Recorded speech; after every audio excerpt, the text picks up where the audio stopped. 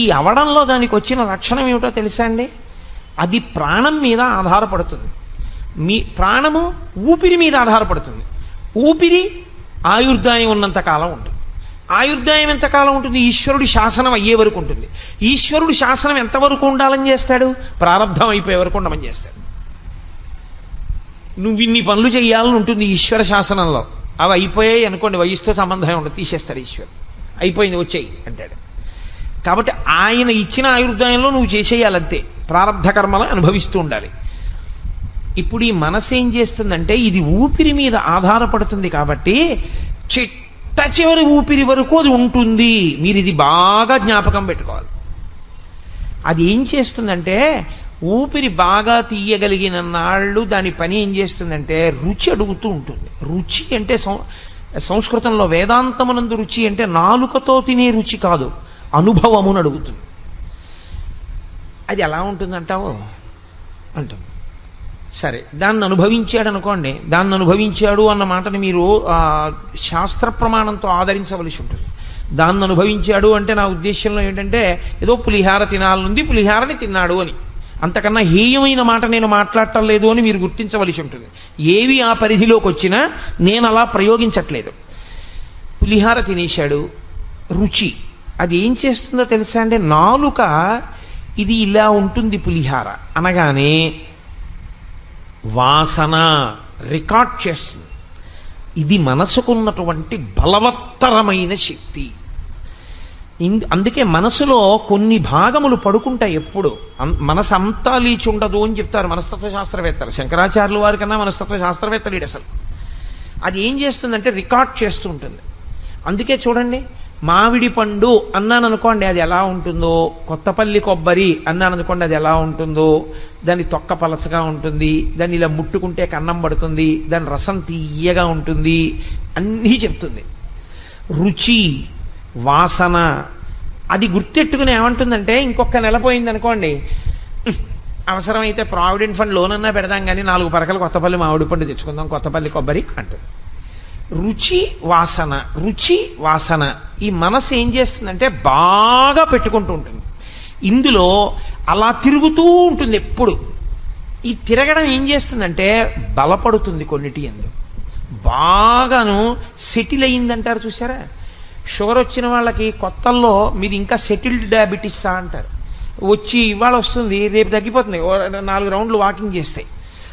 కొన్నాళ్ళు పోయిన తర్వాత ఏం చేస్తుందంటే 2 రౌండ్లు వాకింగ్ చేసినా 3 రౌండ్లు వాకింగ్ చేసినా ఆ భోజనమే చేస్తే మాత్రం రీడింగ్ కనబడుతూనే ఉంటుంది. అంటే సెటిల్ అయింది డయాబెటీస్ అంటారు. ప్యాంక్రియాస్ ఊస్ చేయడం మానేసింది అనమాట ఇన్సులిన్ని.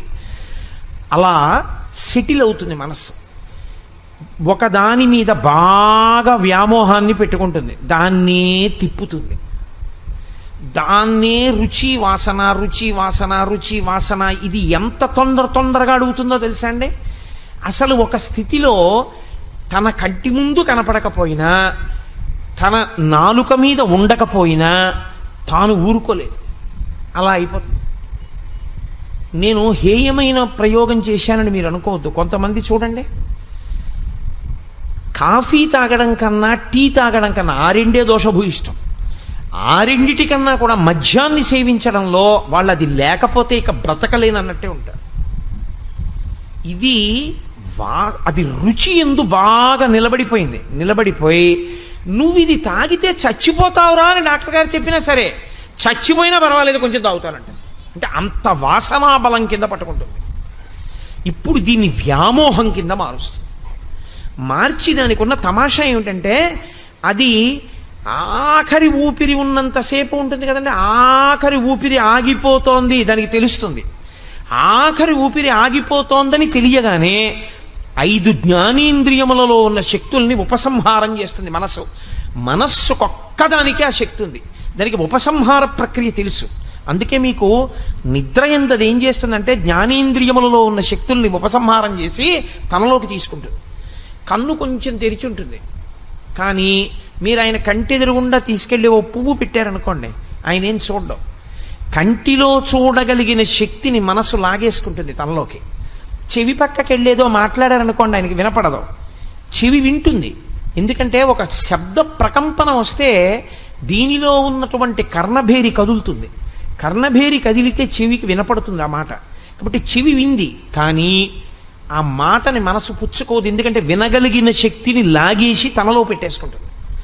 చర్మం మీరు ఇలా ముట్టుకున్నారనుకోండి తెలియదు, స్పర్శేంద్రియ శక్తిని లాగి తనలో పెట్టుకుంటుంది. పెట్టుకుని కాసేపు ఏం చేస్తుందంటే ఈ ఐదింటిని తన యందుంచుకుని తాను ఒక తమాషా చేస్తుంది కాసేపు. అందుకే సృష్టి స్వప్నావస్థతో పోలుస్తుంది వేదాంతం. స్వప్నావస్థ సృష్టికి ప్రతీక. అది ఏం చేస్తుందంటే తనకి ఏది ఇష్టమో దాన్ని చూపిస్తుంది. ఈ కంటి శక్తి తనలో పెట్టుకుంది కదూ, ఇప్పుడు ఆ శక్తిని తనలో పెట్టుకుని మీరు ఎప్పటి నుంచో చూద్దామనుకుంటున్న కాశీ పట్టణాన్ని తనకి చూపిస్తుంది. విచిత్రం ఏమిటో తెలుసా అండి, తను చూడంది చూపిస్తుంది. తను చూడంది కూడా ఊహతో చూపిస్తుంది. ఎలా చూపిస్తుందో తెలుసా తమాషా? ఒక్కొక్కసారి ఏదో నేను ఇక్కడ ఉపన్యాసాలు అయిపోయిన తర్వాత ఇంకో ఊరు ఉపన్యాసాలకు వెళ్ళవలసి ఉందనుకోండి, నేను రాత్రి పడుకుని నిద్రపోయే ముందు నేను అక్కడికి వెళ్ళిన తర్వాత నాకు గోపాలకృష్ణ గారికి కలిపి వాళ్ళు ఒక గది ఇస్తారా, నాకు గోపాలకృష్ణ గారికి 2 గదులు ఇస్తారా? ఒకవేళ ఒకే గది ఇస్తే గోపాలకృష్ణ గారు చాలా ఇబ్బంది పడిపోతారే. నేను పడుకున్న మంచం మీద ఆయన పడుకోరు, నేను కూర్చుంటే నాతో సమానంగా కుర్చీలో కూర్చోరు, నేను ఏదైనా తింటుంటే ఆయన తినరు, నేను తింటే తప్ప తినరు, ఆయన చాలా ఇబ్బంది పడిపోరు పాపం.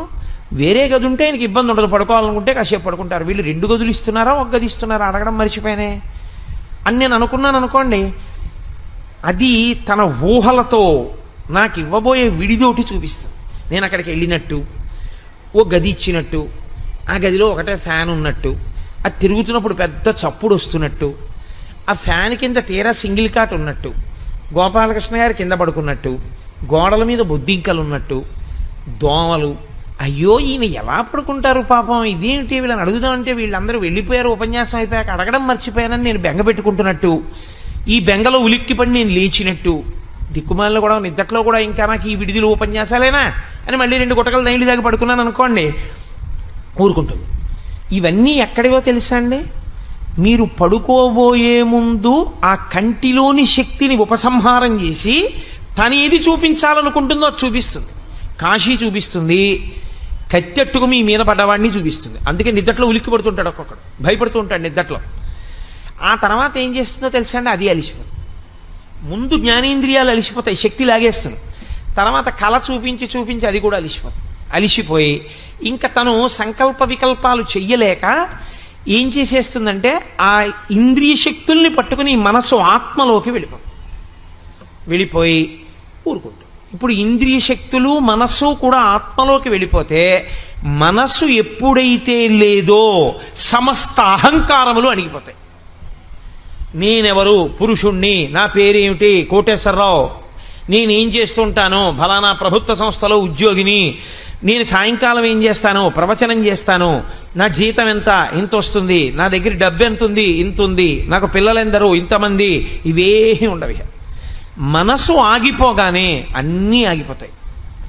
ఆగిపోగానే ఇంకా ఏ సంబంధములు కానీ, ఏ ఉద్రేకములు కానీ, ఏ ఆందోళనలు కానీ ఏమీ ఉండవు. నిరతిశయ సుఖము. కానీ అది అనుభవానికి తెలియదు. ఇంకా సుషుప్తి యందు ఆత్మ ఒక్కటే ఉంటుంది. అందుకే గాఢ నిద్ర పట్టినవాడు అబ్బా నిద్ర పట్టింది ఎంత బాధ కలిగిందో అనండి అండవు. గాఢ నిద్ర పట్టింది ఎంత హాయిగా ఉందండి అంటే, దోమలే కుట్టాయో బుద్ధింకలే పాకాయో ఏమీ తెలియదు. తాను ఆత్మగా సాధన చేత నిలబడినా అంతే పరిస్థితి. అక్కడికి వెళ్ళడమే చాలా కష్టం, ఆ సమాధికి వెళ్ళడమే చాలా కష్టం. కాబట్టి ఇప్పుడు మనసుకున్న లక్షణం ఏమిటంటే రుచి వాసన, రుచి వాసన, రుచి వాసన, రుచి వాసన, ఇవే పట్టుకుంటుంది.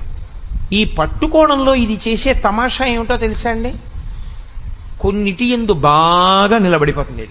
ఇందులో ప్రధానంగా దేని యందు నిలబడుతుందంటే, ఒకటి భార్య యందు నిలబడుతుంది. అయ్యో ఈ పిచ్చిది ఏమైపోతుందో, నేను వెళ్ళిపోతున్నాను, ఇది ఏమైపోతుందో, ఇది ఏమైపోతుందో, ఇది ఏమైపోతుందో అని దాని బలహీనతలు జ్ఞాపకానికి వచ్చి ఇది ఉన్నది ఉన్నట్లు మాట్లాడేస్తుంది, కోపం వస్తే దాచుకోలేదు, రేపు పొద్దున్న గబుక్కుని 10 మందిలో ఏమైపోతుందో, ఇది పిల్లల దగ్గర గబుక్కుని సరి అయినటువంటి ఆదరణ తెచ్చుకోలేకపోతే దీని జీవితం ఎలా ఉంటుందో అని బెంగెట్టుకుంటాడు. బెంగెట్టుకుని వెళ్ళిపోతే అదే ఆలోచిస్తూ ఉండగా ప్రాణోత్క్రమణమునందు కూడా నిద్రయందు ఏ ప్రక్రియో అదే ప్రక్రియ పట్టుకుంటుంది మనసు. అది ఉపసంహారం చేస్తుంది, కంటిలోని శక్తిని లాగేస్తుంది, చెవిలో శక్తి లాగేస్తుంది, నోట్లో రుచి శక్తిని లాగేస్తుంది, అన్నీ లాగేసి బయటికి వెళ్ళిపోవడానికి మార్గాన్ని వెతుక్కుంటుంది. ఇంకా ఊపిరి ఆగిపోతుంటే ఎట్నుంచి వెళ్ళిపోను అని అప్పుడు ఈశ్వరుడు నిర్ణయం చేస్తాడు. ఏ ఆలోచనతో వెడుతోంది, ఏ వాసనతో వెడుతోంది, ఆ వాసన ఈశ్వరుడి గురించి అయితే ఒకలా వెడుతుంది, ఆ వాసన లౌకికమైన వాటి గురించి అయితే ఒకలా వెడుతుంది. ఆ వెళ్ళేటప్పుడు 9 రంధ్రములలోంచి వెళ్ళాలని లేదు. రోమకూపములు ఉంటాయి, అందులోంచి నెత్తురు పైకి రాదు, ఒక్క చెమట పైకి వస్తుంది. ప్రతి వెంట్రుక యొక్క కుదురు మొదలు భాగంలోంచి లోపల ఉన్న నీరు పైకి వస్తోందంటే అది రంధ్రమే. కానీ ఈశ్వరుని యొక్క నిర్మాణ ప్రక్రియలో ఉన్నటువంటి ఘనత ఏమిటంటే నెత్తురు పైకి రాదు, అందులోంచి రోమకూపములలోంచి కూడా వెళ్ళిపోతుంది. ఆఖరి ఊపిరి ఆగిపోగానే ఇక తను కదలడానికి అవకాశం ఉండదని బయటికి వెళ్ళిపోతుంది ఆ శరీరంలోంచి. వెళ్ళిపోయినప్పుడు ఇంద్రియ శక్తుల్ని కూడా తీసుకుని బయటికి వెళ్ళిపోతుంది. ఈ వెళ్ళిపోయినటువంటి జీవుడున్నాడే, వీడు మళ్ళీ చూడ్డానికి, వీడు మళ్ళీ వినడానికి, వీడు మళ్ళీ తినడానికి, వీడు మళ్ళీ అనుభవాల కోసం వీడికో శరీరం కావాలి. అందుకని ఈశ్వరుడు ఏం చేస్తాడంటే స్వతంత్రంగా ఇవ్వడు. నీకు బుద్ధి ఇచ్చాను కదయా, నువ్వు దేని గురించి ఆలోచిస్తూ వచ్చేసావు ఆఖరణ, ఇది ఆలోచించావా లేదా? కాదని ఎలా అంటారు? రుచి వాసన, వాసన దేని మీద నిలబడిందో దానికి అనుగుణమైన శరీరాన్ని ఇస్తాడు. అందుకే నా హేయోపాధీయ వర్జిత అని లలితా సహస్రనామ స్తోత్రంలో అమ్మవారికి ఒక నామం. ఆ వెళ్ళిపోవడంలో దాన్ని స్థిరీకరిస్తారు, మార్గములను కారణములను చెప్పకుండా వర్గీకరణ చేసేస్తారు. 4 రకాలుగానే వెళ్ళిపోతాడు జీవుడు వెళ్ళిపోయేటప్పుడు. మొట్టమొదటి దాన్ని అలా వెళ్ళిపోయేటప్పుడు ఆర్తచింత అంటారు. ఆర్తచింత అంటే తనవారి యందు రాగము. అందుకనొచ్చాడు కృష్ణ పరమాత్మ. నీ పిచ్చిరా, చచ్చిపోతాను అంటున్నావు, చచ్చిపోయే వాళ్ళందరూ మళ్ళీ పుడతాడు ఈ రాగద్వేషాలకే. రాగము చేత వస్తాడు. ఎలా వస్తాడు? తన డబ్బు మీద వ్యామోహం, ఆ డబ్బంతా ఎక్కడుందో దాని కింద తిరిగి ఎక్కుతాడు. అంటే వెన్నుపాం అడ్డంగా ఉండే జీవి అవుతాడు. ధనము, ధాన్యము, ఐశ్వర్యము, బంగారము, లేకపోతే ఏదో దస్తావేజులు, ఇలాంటి వాటి మీద ఉండిపోయినటువంటి వ్యామోహం చేత విషము కూడా శరీరమునందున్నవాడై అడ్డంగా వెన్నుపాం ఉండేటట్టుగా వచ్చి అవి ఎక్కడ పెట్టాడో అక్కడికే వచ్చి కూర్చుంటాడు. అదే కదూ ఆఖరణ భయపడ్డాడు, ఏమైపోతుందో ఆ డబ్బు ఏమైపోతుందో అని. ఆ ఇనప్పెట్టి ఎక్కడుందో దాని కిందకే వచ్చి చేరుతాడు. చీకటిగా ఉంటుంది కదండి, అక్కడికి వస్తాడు. ఎప్పుడో ఎవరో బీరువా తీస్తుంటారు, వాడికి భయం వేస్తుంది. అయ్యయ్యో ఇంత సంపాదించాను, కొడుక్కిద్దాం అనుకున్నాను, ఆ వెర్రివాడు తాళాలు వీడికిచ్చాడు, వీడు గబుక్కుని ఏ గొలుసు అట్టుకుపోతాడో అని గబగబగబా బయటికి వచ్చి ఆ కాలు మీద కొడతాడు. అక్కడి నుంచి వాడు తేలంటాడు. ఇక కొడుకు కోళ్ళు చీపురు కట్టట్టుకొచ్చి బయటికి తీసేసి చెప్పెట్టి కొట్టి చంపేస్తాడు. అక్కడతో ఆ చింత పోతుంది. దీన్ని ఆర్తచింత అంటారు. మనిషి యొక్క మనసు రుచి వాసన రుచి వాసన రుచి వాసనగా వెళ్ళి వెళ్ళి వెళ్ళి వెళ్ళి వెళ్ళి వెళ్ళి వెళ్ళి వెళ్ళి దేని మీద నిలబడిపోయిందో దానికి తగిన ఉపాధిలోకి, అది హీనోపాధిలోకి పెడతాడు. అటువంటి ఆకర్షణలు ఉంటాయి. రెండవది రౌద్రచింత, దీనికి పూర్తి వ్యతిరేకం. నాకు రావలసిన డబ్బు వాడి వల్లే పోయింది, నా ఐశ్వర్యం వాడి వల్ల భ్రంశమైంది, నా సుఖ సంతోషాలని వాడు తీసేశాడు. అప్పుడు కూడా మనసు దాన్నే పట్టుకుంటుంది, వాడి గురించే ఆలోచిస్తుంది. అది రౌద్రచింత. ఇప్పుడు బాగా దాన్ని పట్టుకోవడం వల్ల ఏమవుతాడంటే చచ్చిపోయే ముందు కూడా మనసుకి అలవాటు అయిపోయి అదే ఆలోచించడం, వాడి గురించే ఆలోచిస్తూ వెళ్ళిపోతాడు. రౌద్రచింత అయి వాణ్ణి పాడు చేయడానికి ఎడతాడు. పావుగానో తేలుగానో జర్రిగానో వాణ్ణే కరవడానికి ఎడతాడు. వెళ్ళి వాణ్ణి చంపడానికి కూర్చుంటాడు అక్కడ. రౌద్రచింత. అప్పుడు తిరియక్కైపోతాడు. ఈ శరీరాన్ని వదిలిపెట్టి వెన్నుపాం ఇలా నిలువుగా పెరగదిహ, వెన్నుపాం అడ్డంగా పెరిగే ప్రాణి అయిపోతాడు. అడ్డంగా పెరిగేవేవి ఇక బుద్ధితో కర్మ చెయ్యలేవు. అదే గుర్తు. తిరియక్కంటే వెన్నుపాం అడ్డంగా వచ్చిందంటే ఇక బుద్ధి లేదు అని. అప్పుడు తిరియక్కుగా వెళ్ళి రౌద్రచింత చేత ఎవరి మీద శత్రుత్వం పెట్టుకున్నాడో అక్కడ కూర్చుంటాడు. మూడవది శుక్లచింత. శుక్లచింత అంటే శాస్త్రమును గురించిన పరివేదన. అరే నా జన్మాంతరంలో నాకు ఎప్పుడు తెలుస్తాయిరా ఇవన్నీ? నేను ఎప్పుడు చదువుతాను భగవద్గీత, నేను ఎప్పుడు చదువుతాను రామాయణం? నా జీవితంలో నేను ఎప్పుడైనా ఒక్క శ్లోకం విడిచిపెట్టకుండా 24,000 శ్లోకములు చాలా జాగ్రత్తగా పట్టి రామాయణంలో చదివి, టీక చదివి, తాత్పర్యం చదివి 24,000 శ్లోకాల్ని అత్యంత గౌరవంగా, మర్యాదగా, భక్తిగా చదివానా? చదవలేదు. మహాభారతం 18 పర్వాలు నేను చదివానా? 50 సంవత్సరముల వయస్సు దాటిపోయింది, 18 పర్వాల పుస్తకాలు చదవలేదు. భాగవతం 12 స్కందాలు చదివానా? నా జన్మలో నేను చదవలేదు. ఇవేవి చదవలేదు, శాస్త్ర సంబంధమైనవి. నీకెక్కడి నుంచి వస్తుంది బుద్ధి రమ్మంటే? ఏతత్ శాస్త్రం ప్రమాణంతే. నీకు ప్రమాణం ఎలా తెలుస్తుంది అసలు? నీకు ప్రమాణమే తెలియలేదు, ఇక నీ జీవితానికి ఉద్ధరణ ఏమిటి? ఇక ఉద్ధరణ అన్న మాటే లేదు. కాబట్టి ఇప్పుడు ఏమవుతుందంటే తాపత్రయపడ్డాడు. అరే నేను ఇవేవి విచారణ చేయలేదు, నేను తెలుసుకోలేకపోయాను, నాకు ఇవేవి తెలియవు, నేను ఏ గురువు గారి దగ్గర కూర్చోలేదు, నేర్చుకోలేదు, సాధన చేయలేదు, వినలేదు. అయ్య బాబోయ్, ఆయుర్దాయం ఏం ఆయుర్దాయం అండి? ఓ 70 ఏళ్ళు బతికితే అందులో 20 ఏళ్ళు వచ్చేంత వరకు అసలు సరిగ్గా ఏమీ తెలియదు. 20 ఏళ్ళు వచ్చిన తర్వాత 40 ఏళ్ల వరకు వ్యామోహాలు, 50 నుంచి 70 ఏళ్ల వరకు 20 ఏళ్ళు చింత, మిగిలిపోయిన 10 ఏళ్ళు అక్కర్లేని విషయాలన్నీ పట్టుకున్నాం. బాలస్తావ క్రీడాసక్త, తరుణస్తావ తరుణీసక్త, వృద్ధస్తావ చింతాసక్త, పరసే బ్రహ్మణి కోపినసక్త. ఇంకా నాకు ఖాళీ ఏది? అరే నేను ఎంత పాడైపోయానరా, నేను ఎప్పుడు చదువుకుంటానరా అని పిల్లల గురించి బెంగ పెట్టుకోవడం మానేసి అలా పుస్తకాలని చూసి కళ్ళమ్మ నీళ్లు పెట్టుకుని ఏడిచి, నాకు ఈ విషయం అర్థం కాలేదు చదివితే, నాకు చెప్పే మహాత్ములు ఉన్న రోజుల్లో నేను వెళ్ళింది లేదు, నేను నేర్చుకున్నది లేదు, నేను చదువుకున్నది లేదు, నేను అర్థం చేసుకున్నది లేదు, నేను అనుష్ఠించింది లేదు, ఆఖరికి ఇలాగే వెళ్ళిపోతున్నాను. ఈశ్వరుడు ఇచ్చిన ఈ శరీరం, ఈ బుద్ధి, ఈ చదువు, ఈ మనస్సు, ఈ తెలివితేటలు పనికి మాలినవై కూర్చున్నాయి, ఈశ్వరా నేను ఎలా బాగుపడతాను అని ఏడుస్తూ వెళ్ళిపోయాడు. ఇప్పుడు ఈశ్వరుడు ఏం చేస్తాడో తెలుసా అండి? దాన్ని శుక్లచింత అంటారు. అలా ఎవడు ఏడుస్తూ వెళ్ళిపోయాడో వాణ్ణి మహాజ్ఞాని, గొప్ప పండితుడు, గొప్ప అనుష్ఠాన తత్పరుడు, వేద ప్రమాణం ప్రకారం బ్రతికేటటువంటి ఒక మహాపండితుడికి కొడుకుగా పుట్టిస్తే ఆయన గాయత్రి ఉపదేశం చేసి సంధ్యావందనం చేయించి తండ్రి పుస్తకం అక్కర్లేకుండా పక్కన కూర్చోబెట్టుకుని కొడుక్కి విద్యాబోధ చేస్తూనే ఉంటాడు. అలాగా అంతే. తండ్రి దగ్గర ఈ అనుష్ఠాన ప్రక్రియ అంతా తెలుసుకుని, తండ్రి దగ్గర వేదాంతం అంతా విని, తాను గొప్ప సునిశ్చితమైన ప్రజ్ఞని పొంది, తాను వేద విహితంగా ఎలా బతకాలో అలా బతికి, చిట్ట చివర శరీరాన్ని ఈశ్వరుని యందు నిలబెట్టి ఊర్ధముఖ చలనం చేయించి యోగమునందు బ్రహ్మరంధ్రాన్ని భేదించుకుని వెళ్ళిపోతాడు. కాబట్టి ఈ జన్మలో వెళ్ళలేకపోయాడు, కానీ వచ్చే జన్మలో వెళ్ళిపోతాడు ఈశ్వరుడిలోకి. శుక్ల చింత దానికి కారణం అవుతుంది.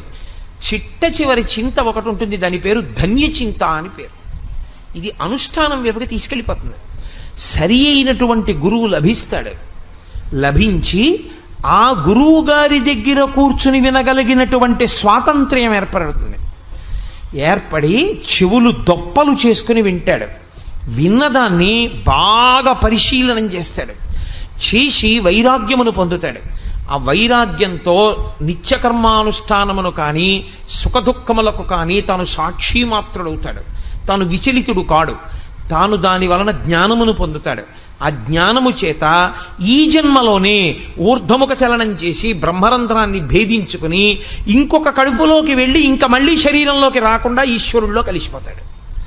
కాబట్టి 4 రకాలైన వాటికి కారణము మనస్సే. అందుకే మన ఏవ మనుష్యాణం కారణం బంధమోక్షయో. ఇప్పుడు నాకు చెప్పండి, ఇప్పుడు మీ పునర్జన్మకి కారణము ఈశ్వరుడు కాడు, మీ పునర్జన్మకి కారణము మీరు చేసే కర్మలు కావు. ఎందుకో తెలుసా అండి? కర్మ తజ్జడం అంటారు రమణ మహర్షి. కర్మ ఏం చేస్తుందండి? కర్మ మిమ్మల్ని ఉద్ధరించలేదు. నేను దేవాలయం చుట్టూ 108 ప్రదక్షిణాలు చేశాననుకోండి, 108 ప్రదక్షిణములు చేయడం వల్ల నాకు వచ్చేటటువంటి చీమతలకాయంత పుణ్యం కన్నా 108 ప్రదక్షిణములు చేసేటప్పుడు నా మనసు పట్టుకోకూడని వాటిని పట్టుకుని, చూడకూడని వాటిని చూడకూడని రీతిలో చూస్తూ తిరుగుతూ నా మనసు హేయమైన పాపం చేస్తోంది అనుకోండి, 108 మాటలు ఈ జడమైన శరీరం తిరిగింది, మనసు ఎక్కడ పావనమైంది? అందుకే మనస్సుని సంస్కరించడం చాలా చాలా కష్టం. మనస్సుని సంస్కరించడం అనే దానికి సాధనము ఒక్కటే, గురువు వలన శాస్త్రాన్ని వినడము, శాస్త్రాన్ని బాగా పరిశీలించడము, శాస్త్రాన్ని అధ్యయనం చేయడము. ఈ రెండు వినా మార్గములు లేవు. కిలి వదలడానికి చింతపండు ఒక్కటే మార్గమైనట్టు గురుబోధ ఒక్కటే కిలి వదలడానికి మార్గము. అలా చేస్తే ఉత్తర జన్మలలో నీకు ఏ శరీరం ఇవ్వాలి అన్నదానికి నువ్వే కర్తవై కూర్చుంటావు. తథా దేహాంతర ప్రాప్తి ధీర తత్ర నముహ్యతి. అప్పుడు ఆయన బెంగపెట్టుకోడు. నేను దేని మీద చింత పెట్టుకుంటే నాకు తగిన శరీరం వస్తుందో దాని మీదకి చింత పెట్టుకుంటాడు. ఏతత్ శాస్త్రం ప్రమాణంతే, శాస్త్రం ప్రమాణంగా ఉంది కాబట్టి ఇది పడిపోతోంది, బెంగ ఏమిట్రా? ఎప్పుడు నా కర్తవ్యమునందు నేనుంటే జరగవలసిన దాని గురించి నాకు భయం లేదు. నా కర్తవ్యాన్ని వదిలిపెట్టేస్తే, ధర్మమునందు వైక్లభ్యమును పొందితే నేను పొందవలసిన దానిలో చిత్రమైన భయం వస్తుంది. క్షత్రియుడుగా తన కర్తవ్యం తాను చేయడంలో విఫలుడవుతున్నాడు అర్జునుడు. అందుకని పిరికి పంద నపుంసకుడా లే, క్షుద్రం హృదయ దౌర్బల్యం త్యక్తోత్తిష్ట పరంతప. ఏమిటి హృదయ దౌర్బల్యం? విడిచిపెట్టి లే. కాబట్టి ఏడు చచ్చిపోతారంటే ఏంటి? ఈ చచ్చిపోతామన్న పిరికితనం, ఈ భయమే చిట్ట చివరికి ఏం చేస్తుందో తెలుసా? బతికున్నన్నాళ్ళు వ్యామోహాలకి, చిట్ట చివరి ఆ వ్యామోహంలో నిలబడడానికి, పునర్జన్మ గురించినటువంటి భయంతో చచ్చిపోతున్నానని బెంగ పెట్టుకుని పిరికితనంతో వెళ్ళిపోవడం వల్ల పొగలు కమ్మినటువంటి, చీకటి కమ్మిన దక్షిణ మార్గంలో ప్రవేశించి పునర్జన్మలో మళ్ళీ అనేకమైనటువంటి దెబ్బలు తిని, యాతనలు అనుభవించి, అడ్డంగా విన్నుపా ఉన్నటువంటి జన్మలోకి ప్రవేశిస్తావు. ధీరుడవు కా. ధీరుడైన వాడికి భయం లేదు. వాడు శాస్త్రమును గురించే విచారణ చేస్తాడు. శహభాష్, పడిపోతోంది, అయిపోయింది, పండిపోతోంది. ఒక పువ్వు పిందె అయిపోతుంది, ఇది పువ్వుగా వచ్చింది, పిందెగా మారుతోంది. పిందె కాయ అయింది, కాయ పండైంది, పడిపోయింది. గొంగళి పెరుగు సీతాకోక చిలుగైంది. ఏనాడు మార్పు మొదలైందో ఆనాడు నా మృత్యువు మొదలైంది. కాబట్టి శరీరం పడిపోతుంది, దాని ధర్మం అది, పడుతోంది. కానీ హేయమైన దాంట్లోకి నేను వెళ్ళిపోకూడదు, ఉత్తమమైన దాంట్లోకి వెళ్ళాలి. వెళ్ళడానికి నేనే కర్తని. నేనేం చేస్తానన్న దాన్ని బట్టి నేను నిలబడతాను. ఆ కర్త అన్నప్పుడు నేనేం చెయ్యాలి అన్నది నా ఇష్టం వచ్చినట్టు చేయడం కాదు, ఎవడేం చెప్తే చేయడం కాదు. ఏతత్ శాస్త్రం ప్రమాణంతే. ఈశ్వరుడు ఏం చెప్పాడో అదొక్కటే ప్రమాణం. ఈశ్వరుడు చెప్పింది వేదం, వేదమే ప్రమాణం. కాబట్టి ఆ వేదమునందు ఉపనిషత్తుల అంతర్భాగం, ఆ ఉపనిషత్తుల యొక్క సంఘాతమే భగవద్గీత. కాబట్టి నువ్వు ఈశ్వరుడు ఏం చెప్పాడో, వేదం ఏం చెప్పిందో, ఉపనిషత్తులు ఏం చెప్పాయో, శాస్త్రం ఏం చెప్పిందో శాస్త్రాధ్యయనము చేసి, శాస్త్రమునందు పూనిక కలిగినటువంటి గురువేం చెప్పాడో దాన్ని మనసులో పెట్టుకొని నువ్వు విచారణ చేయడం ప్రారంభం చేస్తే, కాబట్టి ఇప్పుడు భగవద్గీత విన్నవాడికి ఏం అలవాటు ఇవ్వాల్సి ఉంటుంది? దేహినోస్మిన్యదా దేహే కౌమారం యవ్వనం జరా తథా దేహాంతర ప్రాప్తి. కాబట్టి ఈ శరీరం వదిలితే ఇంకో శరీరంలోకి ఎడతాను, భయం లేదు. నా మనసుని సంస్కరిస్తాను. ఇవాళ నుంచి నా మనసు దేన్ని పట్టుకోవాలో దాన్ని పట్టుకోవడం వైపుకి దీన్ని తిప్పుతానిక. ఇది అభ్యాసం. లొంగని గుర్రాన్ని లొంగదీయడం, లొంగతీయగలిగినటువంటి ప్రజ్ఞ కొంతమందికే ఉంటుంది. మహాభారతంలో అర్జునుడి గురించి చెప్తూ అంటారు, గుర్రములను లొంగదీయగలడు అంటారు. అలా నీ మనసుని నువ్వు లొంగదీయగలిగితే, అక్కరమాలిన పిసినారితనం నుంచి నువ్వు వినిర్ముక్తం కాగలిగితే, అక్కరమాలిన కామం నుంచి నువ్వు విముక్తం కాగలిగితే, నీ కామము ఈశ్వర కామముగా నువ్వు మార్చగలిగితే, నువ్వు చేసే క్రియలన్నీ ఈశ్వరుడు యొక్క ప్రీతి కొరకు నువ్వు చేస్తే, దాని వలన ఈశ్వర ప్రీతి నీకు కలిగితే, నీకు ఎప్పుడూ భగవంతుని యొక్క ప్రీతి పొందడం కోసం బ్రతకడం అలవాటైపోతే, ఆనాడు ఏమవుతుందంటే నువ్వు చేసే ఏ పని నీ మెహర్బానీ కొరకు కాదు, నీ గొప్పతనం కొరకు కాదు. దాసి ఇల్లు ఊడిస్తే దేనికి తుడుస్తుందంటే, మా అయ్యగారు సంతోషిస్తారా లేదా, చక్కగా తుడిచావే ఇల్లు అంటాడా అయ్యగారు? బట్టలు ఉతికింది, ఎంత చక్కగా ఉతికి పెట్టావే పంచ, కూర్చుని పూజ చేశా, పూజ చేయడం వల్ల పంచంతా పసుపు పడింది, ఎంత బాగా ఉతికావు, పసుపు మరక కూడా లేకుండా ఉతికేశావు అని అయ్యగారంటే దానికి సంతోషం. అయ్యగారి ప్రీతి కొరకు అన్ని పనులు చేసిన దాసిలా నువ్వు చేసే పనులు నీ మెహర్బానీ కోసం చేయకూడదు. నువ్వు చేసే ఏ పనైనా ఈశ్వర ప్రీతి కొరకు చేస్తుండాలి. ఈశ్వరుడు ప్రీతి పొందాలి అంటే ధార్మికం ఒక్కటే మార్గం. కాబట్టి చేసి ఈశ్వరార్పణం చేయాలి. ఈశ్వరా, మీరు మా చేత చేయించారు, ధన్యుణ్ణి చేశారు, తండ్రి ఏతత్ ఫలం సర్వం శ్రీ ఉమామహేశ్వర పరబ్రహ్మార్పణమస్తు.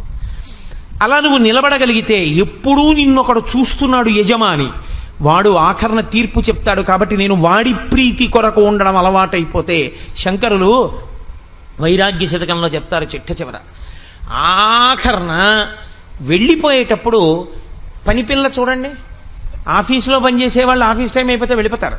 పనిపిల్ల వెళ్ళిపోయేటప్పుడు టైం అయిపోయిందని వెళ్ళిపోదు, అమ్మగారు ఇంకా బయలుదేరుతున్నానంటుంది. అది అయిపోయిందా ఇది అయిపోయిందా అని అడుగుతుంది. అది అయిపోయింది అమ్మగారు, ఇది అయిపోయింది అమ్మగారు. ఒక్క చిన్న పని చేయాలి, ఎవరో మామిడికాయలు పంపించారు, కాస్త 50 మామిడికాయలు తరిగి పెట్టాలి. అమ్మ సాయంకాలం 1 గంట ముందు వచ్చి తరిగి పెడతానమ్మా, కాస్త ఇంట్లో పిల్ల ఏడుస్తోంది, ఒళ్ళు వేడిగా ఉంది, వెళ్ళిపోతానమ్మా అని. సరే వెళ్ళు, అయితే సాయంకాలం తొందరగా రా. ఒకవేళ పిల్లకి ఒళ్ళు వేడి ఎక్కువ అయితే రాకు, పర్వాలేదు, రాకపోయినా నేను తరుక్కుంటానని యజమానురాలు అందనుకోండి, అప్పుడు వెళ్ళిపోతుంది.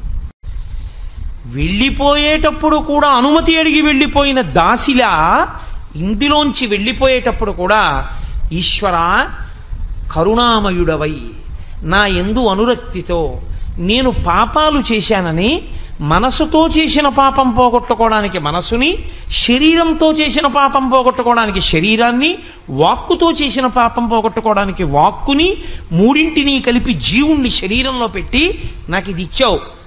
నా చేతనైనంత వరకు జాగ్రత్తగా ఉన్నాను, నీ ప్రీతి పొందాను అనుకుంటున్నాను. ఒకవేళ నేను తెలిసో తెలియకో అక్కడక్కడ శాస్త్రాన్ని ఉల్లంఘించి దీనితో అపరాధములు చేసి ఉంటే తండ్రి క్షమించు, వచ్చేస్తున్నాను, నీ పాదపంజరంలోకి వచ్చేస్తున్నానని పరమభక్తితో దీన్ని విడిచిపెట్టాడు అనుకోండి, ఈశ్వరుడు వాణ్ణి తనలోకి కలిపేసుకుంటాడు, శుక్లచింత కింద మారిపోయాడు. అథవా ధన్యచింత కింద ఉన్నాడు, లేదా మహోత్కృష్టమైన జన్మొస్తుంది. అందుకే అక్కడక్కడ మీకేమవుతుందో తెలుసా అండి, శుక్లచింత ఘనీభవించిన నాడు గురువుగారి ప్రమేయం కూడా లేకుండా తనంత తానా జన్మల జ్ఞానం వస్తుంది. కానీ కోట్ల కోట్ల కోట్ల కోట్ల మందిలో ఒక్కడే ఆ మినహాయింపు, ఆయన ఆదర్శము మాత్రము కాడు. తాను శిష్యుడు కానివాడు లోకానికి ఎలా గురుత్వాన్ని నేర్పుతాడు? ఎక్కడో ఉంటారు కోట్ల కోట్ల మందిలో ఒక్కడుంటాడు గురువు అవసరం లేకుండా తరించినవాడు, కానీ ఆయన మీకు ఆదర్శము కాలేడు. ఎందుకంటే మీరు ఆ స్థాయిని పొందినవారు కారు. మీరు ఆ స్థాయిని పొందినవారైతే మీరు అలాగే ఉండి ఉండేవారు కాదు. కాబట్టి మీరు గురువుని ఆశ్రయించవలసిందే తప్ప మీరు గురువుని ఆశ్రయించనంటే కుదరదు. గురువుని ఆశ్రయించి, శాస్త్రమును ఆశ్రయించి, మనసుని పరిపుష్టం చేసుకుని దాని వలన మంచి దేహమును పొంది ఉత్తర జన్మలలో ఆ శరీరంతో జాగ్రత్తగా పాపముల నుండి వినిర్ముక్తుడై మళ్ళీ ఈశ్వరుణ్ణి చేరుకునే ప్రయత్నం చెయ్యాలి. 12 నెలలు చదివాడండి పిల్లాడు. 12 నెలలు కాదు, 24 నెలలు చదివాడు. 24 నెలలు అంటే 36 నెలలు చదివాడు. 10th క్లాస్ దేనికి బాగా చదువుతారు? 10th క్లాస్లో 96% వస్తే ఇంటర్మీడియట్ స్టార్ బ్యాచ్లో వేస్తారని 10th క్లాస్ అంతా బాగా చదువుకుంటే ఇంటర్మీడియట్ స్టార్ బ్యాచ్లో వేశారు. మంచి పెద్ద పెద్ద లెక్చరర్లు చదివే క్లాసులో కూర్చున్నాడు. 24 నెలల పాటు క్రికెట్ మ్యాచ్ కూడా చూడకుండా అదే పనిగా స్టాప్ వాచ్ పెట్టుకుని 90 నిమిషాల్లో 180 బిట్లు కరెక్ట్గా చేయడం దృష్టి కేంద్రీకరించి చేశాడు. ఇప్పుడు ఎంసెట్ పరీక్షకి వెళ్ళాడు. నువ్వు అంతకుముందు 36 నెలలు ఎంత సాధన చేశావన్నది ఇప్పుడు నువ్వు ఈ 3 గంటలో 2 గంటలో ప్రభుత్వం అనుమతించిన సమయంలో నీ దృష్టిని ఎంత పెడతావన్న దాని మీదే నీ జీవిత సుఖశాంతులు. ఎంత బాగా చదివినా 2 గంటలు నీకు పక్క నుంచి వస్తున్నటువంటి లౌడ్ స్పీకర్లో పాటల మీద దృష్టి ఉండిపోయింది. క్యాంపస్ సెలక్షన్లో ఉద్యోగం వచ్చేటటువంటి ఇంజనీరింగ్ కాలేజీలో నీకు సీట్ రాదు. నువ్వు ఒక సామాన్యమైన ఇంజనీరింగ్ కాలేజీలో చదువుకుని బయటికి వచ్చి పట్టా చేత్తో పట్టుకుని ప్రతి ఆఫీస్ ముందుకి వెళ్ళి ఉద్యోగం అడిగి చిట్ట చివరికి ఉద్యోగం రాకపోతే జెరాక్స్ సెంటర్లో 1000 రూపాయలకి బీటెక్ పట్టాతో నువ్వు ఉద్యోగం చేయవలసి ఉంటుంది. ఆ 3 గంటలు నువ్వు వినియోగించలేదు. నువ్వు వినియోగించి ఉంటే నువ్వు కూడా 100% క్యాంపస్ సెలక్షన్ ఉన్నటువంటి ఇన్స్టిట్యూట్లో ఇంజనీరింగ్ చదువుకుని ఇలా ఇంజనీరింగ్ కాలేజీలోంచి బయటికి వస్తూనే ప్రముఖమైనటువంటి గొప్ప ఆ సంస్థలో ఇంజనీర్ అయి నీకోసం వెంపర్లాడగలిగినటువంటి స్థితిలో ఒక గొప్ప కుటుంబంలో అందచందాలకి పేర్గాంచినటువంటి పిల్ల నీకు భార్య అయింది. నీకు భార్య అంత అందమైన పిల్ల వచ్చింది కాబట్టి అంత అందమైన పిల్లలు వచ్చారు. అంత గొప్ప మామగారు, అంత గొప్ప తండ్రి గారు, అంత గొప్ప ఐశ్వర్యం ఉంది కాబట్టి నువ్వు జీవితంలో అంత వృద్ధిలోకి వచ్చావు. వీటన్నిటికీ కారణం నువ్వు ఆ 3 గంటలు జాగ్రత్తగా ఒళ్ళు దగ్గర పెట్టుకోవడమే. ఈశ్వరుడు ఇచ్చే మనుష్య జన్మ కూడా ఎంసెట్ కూర్చునే 3 గంటల లాంటిదే. 70 సంవత్సరాల వయస్సు చాలా దీర్ఘాయుర్దాయం అని అనుకోకండి. 70 సంవత్సరాల వయస్సు మీరు కొన్నింటితో పోలిస్తే బహు తక్కువ. శబరిమలై వెళ్ళినప్పుడు చెట్లు కనబడతాయి. 5 నుంచి 6 వేల సంవత్సరముల నుంచి ఉన్న చెట్లు. కొన్ని చోట్ల 10,000 సంవత్సరాల నుంచి ఉన్న చెట్లు ఉన్నాయి. కొన్ని చోట్ల ఇంట్లో దాచిపెట్టిన ఇలాంటి తివాచీలు చీమలు కొట్టేయకపోతే అవి 3 తరాలు 4 తరాల తర్వాత కూడా ఉంటాయి.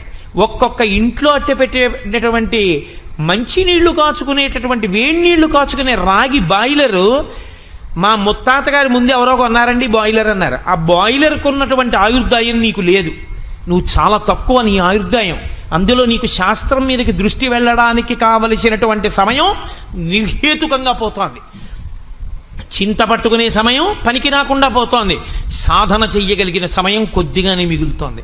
అక్కడ వైగ్లభ్యాన్ని పొందేశావా, తదా దేహాంతర ప్రాప్తి, భయంతో శరీరాన్ని విడిచిపెట్టి తిరియక్కవుతావు.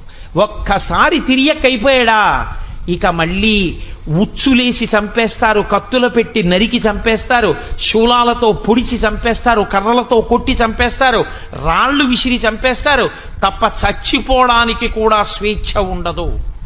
తాను ఏ పుణ్యకర్మ చేయడానికి అవకాశం ఉండదు. ఇది ఒక్కసారి వదిలిపెట్టేశాడా అయిపోయిందంతే. ఆవు పాలు పట్టుకుని నమస్తే అస్తు భగవన్ విశ్వేశ్వరాయ మహాదేవాయ త్రయంబకాయ త్రిపురాంతకాయ త్రికాగ్నికాలాయ కాలాగ్నిరుద్రాయ అంటూ ఇక అభిషేకం చేయలేడు. ఇందులో ఉన్నంతసేపే. ఎంతసేపు ఉంటావు తెలియదు ఈశ్వరుడి శాసనం అయ్యేవరకే. ప్రతి క్షణం సద్వినియోగం చేసుకున్నావో ఉత్తర జన్మలు బాగుంటాయి, లేదో తిరుగుతూనే ఉంటాడు అలా. తదాదేహాంతర ప్రాప్తి. అలా ఎన్ని దేహాలు మారుతుంటావు ఈశ్వరుడు అవకాశం ఇస్తూనే ఉంటాడు. పోన్లే ఆ కర్మ క్షయం చేసుకో.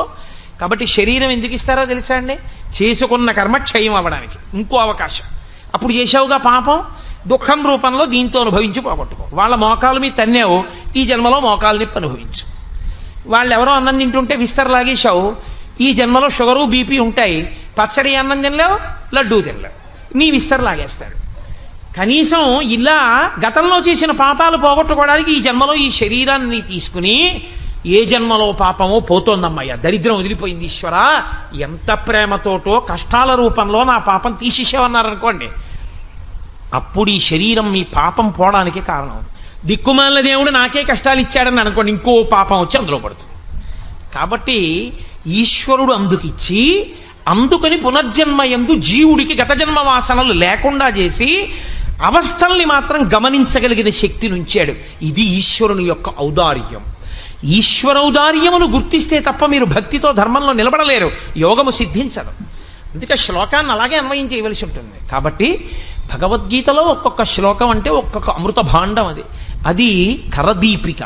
మనిషి తరించడానికి కావలసినటువంటి జ్ఞానమును పరిపుష్టము చెయ్యగలిగినది. సరే, ఇవాళ 15 నిమిషాలు దాటేశాను. ఇవాళ వెనకాతల నృత్య కార్యక్రమం అండి, కృష్ణలీలలు. కృష్ణుడే జగదాచార్యుడు కదూ, కాబట్టి కృష్ణలీలలు అనబడేటటువంటి నృత్య రూపకం ప్రారంభం అవుతుంది. నేను మీతో శ్రీకృష్ణ భగవానుడు అర్జునుడిని ఉద్దేశించి మాట్లాడుతూ దేహినోస్మిన్ యథా దేహి కౌమారం యవ్వనంజరా తథా దేహాంతర ప్రాప్తి ధీరస్తత్రను ముహ్యతి అన్న శ్లోకం గురించి ఆయన ప్రతిపాదించినటువంటి తత్వాన్ని మాట్లాడి ఉన్నాను. ఆయన అంటారు, వాసాంసి జీర్ణాని యథా విహాయ నవాని గృహ్ణాతి నరోపరాణి తథా శరీరాణి విహాయ జీర్ణ అన్యాని సంయాతి నవాని దేహి అంటారు. చాలా అద్భుతమైనటువంటి శ్లోకం. అదేమి భగవద్గీత అంతా అంతే, అలాగే ఉంటాయి. ఇది మనస్సులో బాగా ఉంచుకున్న వాడికి నిజంగానే జీవితంలో ఒక గొప్ప ఊరట, ఒక ధైర్యం, తన జీవితాన్ని ఎలా గడపాలి అన్న దాని గురించి ఒక సందేశం, ఒక ప్రారంభమునకు ఒక అంతమునకు మధ్యలో దాన్ని వినియోగించుకోవలసినటువంటి విధానం గూర్చినటువంటి పూనిక, స్పష్టత ఏర్పడతాయి. వాసాంసి జీర్ణాని యథా విహాయ నవాని గృహ్ణాతి నరోపరాణి. బహుశः ఇంకింతకన్నా అందమైన ఇంతకన్నా సౌలభ్యంతో కూడినటువంటి ఉపమానం వెయ్యడం ఎవరికీ సాధ్యం కాదు. ఆయన అన్నారు, లోపల దేహి ఉన్నాడు. దేహి అంటే నేను, జీవుడు. లేదా ఆ జీవుడికి పరమాత్మతో అభేద స్థితి అనుభవించగలిగిన నాడు జీవబ్రహ్మైక్య సిద్ధి. ఉన్నది ఒక్కటే పదార్థం. ఆ ఉన్నటువంటి పదార్థం తొడుక్కుంటోంది. దేన్ని తొడుక్కుంటోంది అంటే దేహి తొడుక్కున్నది దేహము. దేహి ఉంటాడు, దేహము తొడగబడింది కాబట్టి విడవబడుతుంది. వాసాంసి జీర్ణాని యథా విహాయ నవాని గృహ్ణాతి నరోపరాణి. నరుడు తీసుకుంటున్నాడు. అందులో ఉన్నటువంటి మాట గాంభీర్యమును మీరు అర్థం చేసుకోవాలి. అది ఎవరు తీసుకుంటున్నారు? జీవుడే తీసుకుంటున్నాడు శరీరాన్ని తప్ప ఈశ్వరుడు బలవంతంగా కట్టబెట్టినది కాదు.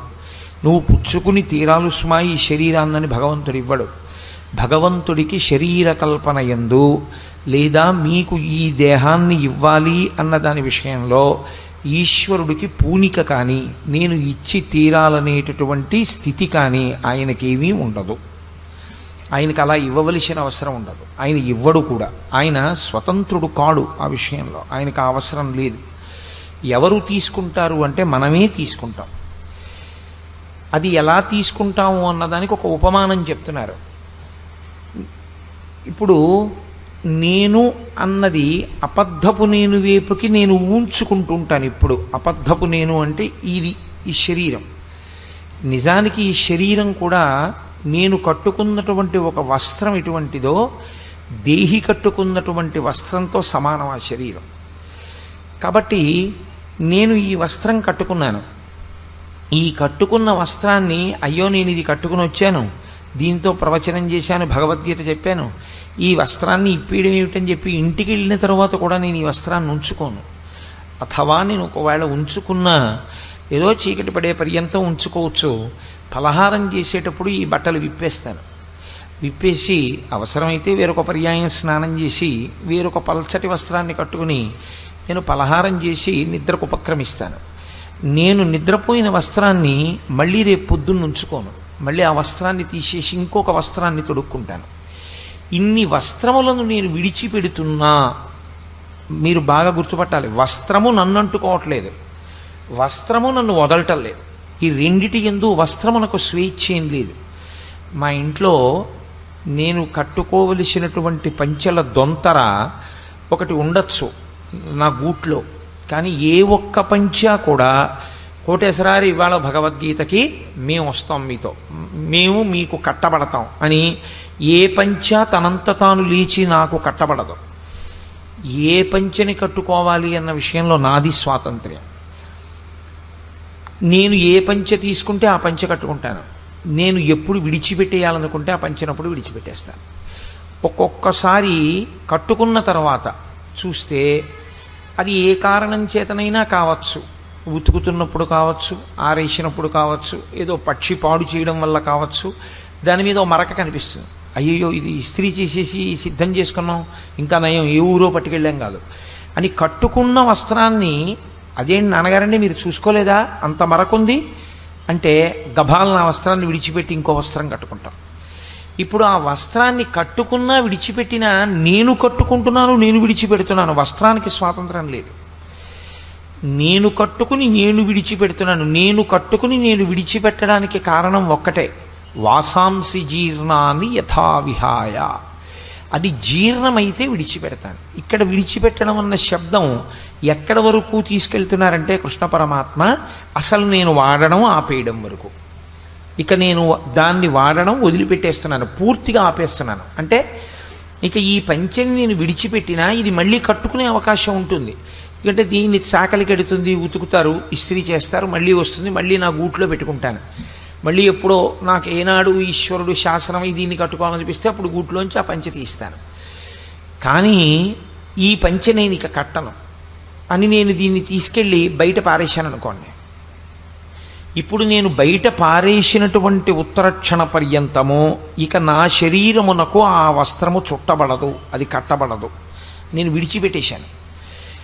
నేను ఎలా ఒక పంచని జీర్ణమైపోవడం అంటే అరిగిపోయింది, తరిగిపోయింది, చిరిగిపోయింది, ఆ కారణం చేత విడిచిపెట్టేశాను.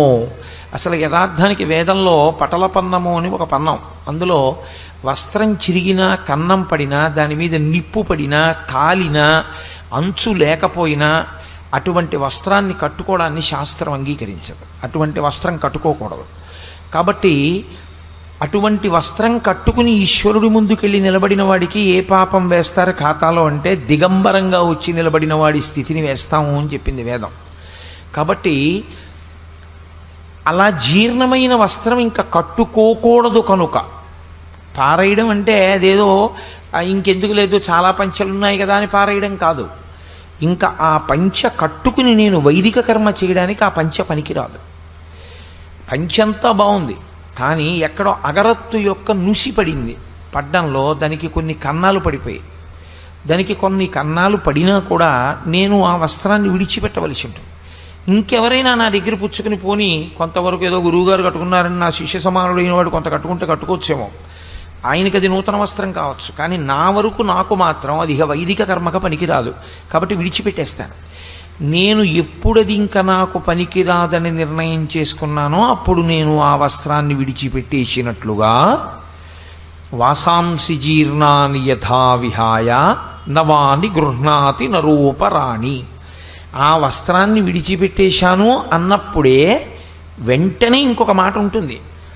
ఇంకొక వస్త్రం లేకుండా ఆ వస్త్రాన్ని విడిచిపెట్టేయడం ఉండదు లోకంలో. ఎందుకంటే అసలు వస్త్రం ఒంటి మీద ఆచ్ఛాదన లేకుండా ఒక్క క్షణం కూడా ఎవ్వరూ ఉండకూడదు. అది వేదం అంగీకరించదు. స్నానం చేసేటప్పుడు కూడా ఒంటి మీద స్నానశాటి ఉండవలసిందే. స్నానశాటి కట్టుకుని స్నానం చేయాలి, కానీ అసలు ఒంటి మీద నూలుపోగు లేకుండా ఉండడం అనేటటువంటి దాన్ని ఒకే ఒక్క సమయమునందు అంగీకరిస్తారు. ఏ శరీరంతో వచ్చాడో ఆ శరీరము మళ్ళీ ఈ లోకం నుంచి మహాభినిష్క్రమణమును పొందుతున్నప్పుడు దాని మీద ఇంక ఏ విధమైన ఆచ్ఛాదనలు ఉంచరు. యజ్ఞోపవీతంతో సహా అన్నీ తీసేయవలసిందే. అన్నీ తీసేసి శరీరాన్ని ఒక్కదాన్నే కట్టెల మీద పడుకోబెడతారు తప్ప ఏ కారణము చేత అసలు శరీరము మీద నూలుపోగు లేకుండా ఒక్కడూ దిగంబరుడై కనపడకూడదు. అందుకే పెళ్లిలో స్నాతకం చేసేటప్పుడు గురువుగారు చెప్తారు, ఎన్నడూ ఒంటి మీద బట్ట లేకుండా నేను కనపడను అని వాగ్దానం తీసుకుంటారు. మృత్యువుతో సమానం, అమంగళం కాబట్టి నేను వస్త్రాన్ని వదిలిపెట్టాను అంటే గుర్తు ఏమిటంటే ఇంకొక వస్త్రం ఉన్నది అని గుర్తు కట్టుకోవడానికి. ఇది విడిచిపెట్టిన ఉత్తర క్షణంలో నేను ఆ వస్త్రాన్ని కట్టేసుకుంటాను. ఈ వస్త్రాన్ని విడిచిపెట్టడానికి ఆ వస్త్రాన్ని కట్టుకోవడానికి మధ్యలో ఉండేటటువంటి వ్యవధి బహు తక్కువ ఉంటుంది, చాలా తక్కువ ఉంటుంది తప్ప అసలు నేను వస్త్రం లేకుండా ఉండడం అన్నది ఇక ఈ శరీరాన్ని వదిలిపెట్టేస్తున్నప్పుడే ఉంటుంది. పూర్తిగా శరీరం ఈ ప్రపంచంలోంచి వెళ్ళిపోతున్నప్పుడు కొద్దిసేపు ఉంటుంది అలా.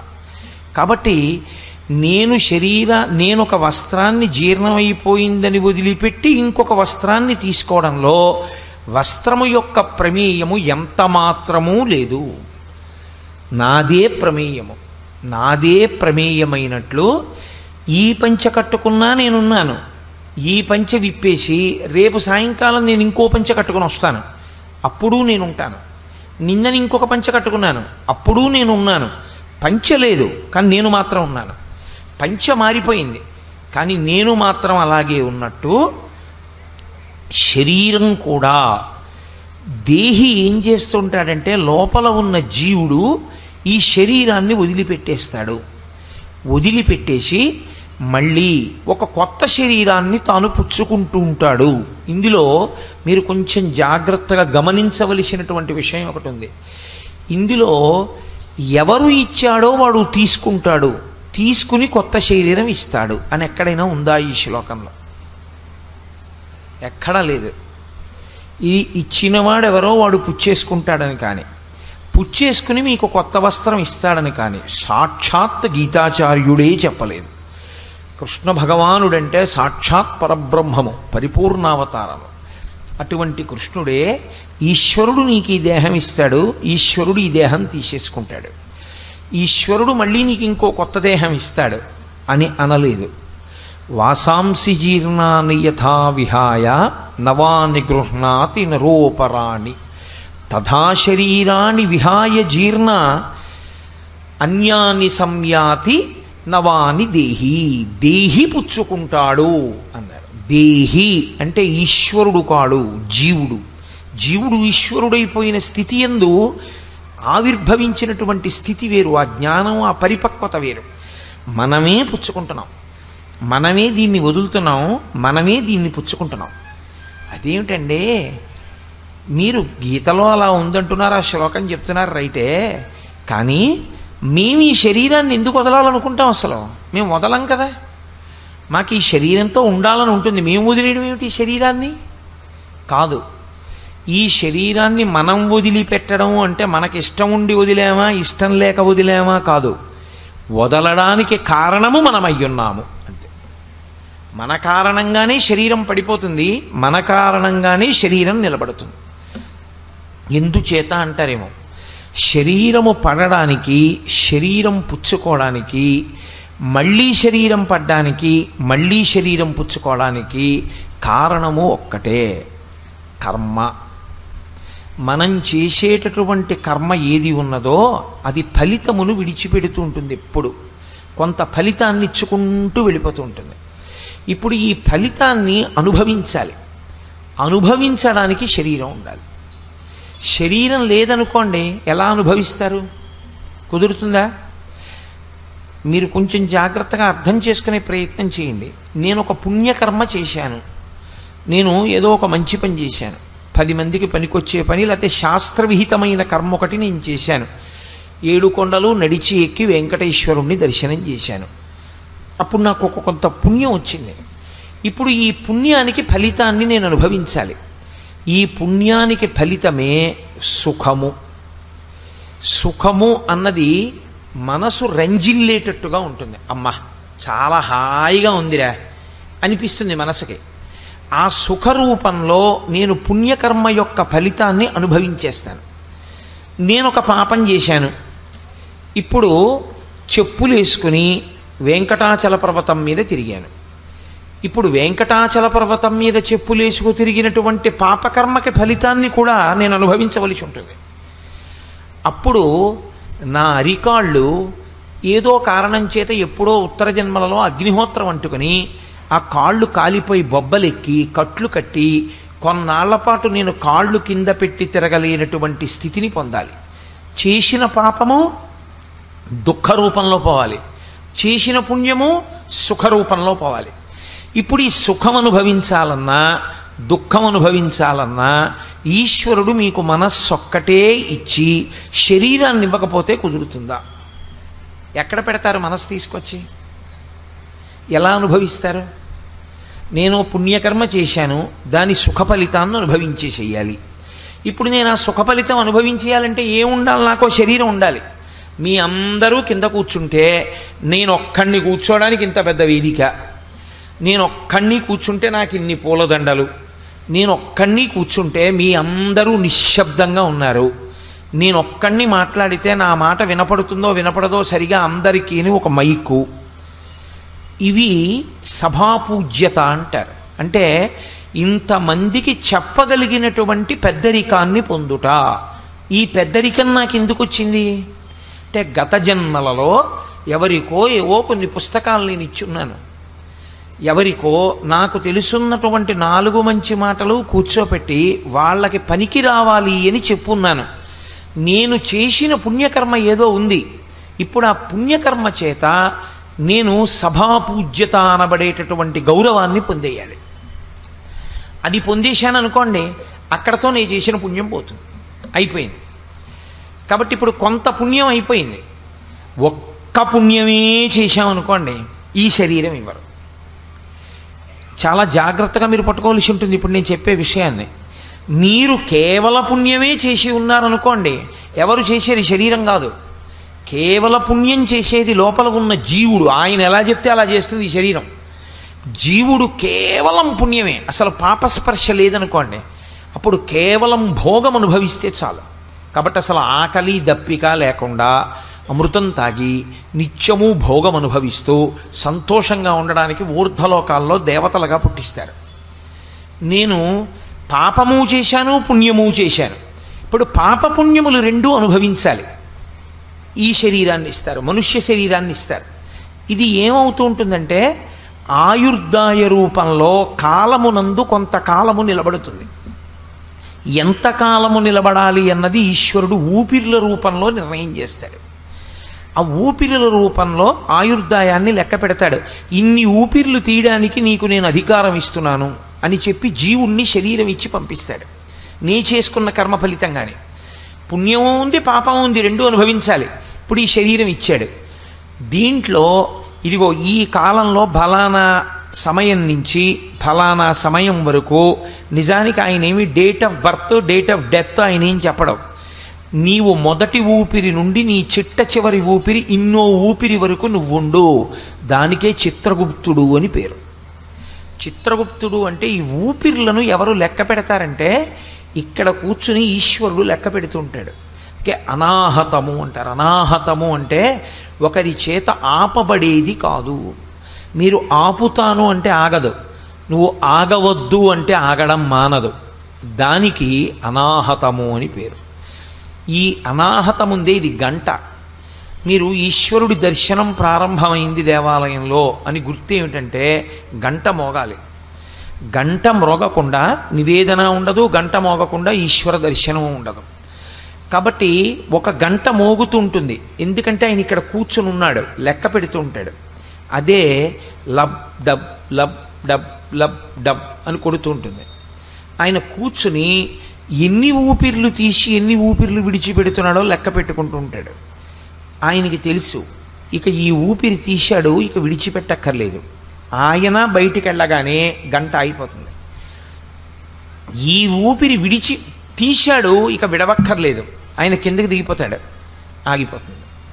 కాబట్టి ఊపిరులు లెక్క పెట్టి ఆయుర్దాయాన్ని మాత్రం ఇచ్చేవాడు ఈశ్వరుడు.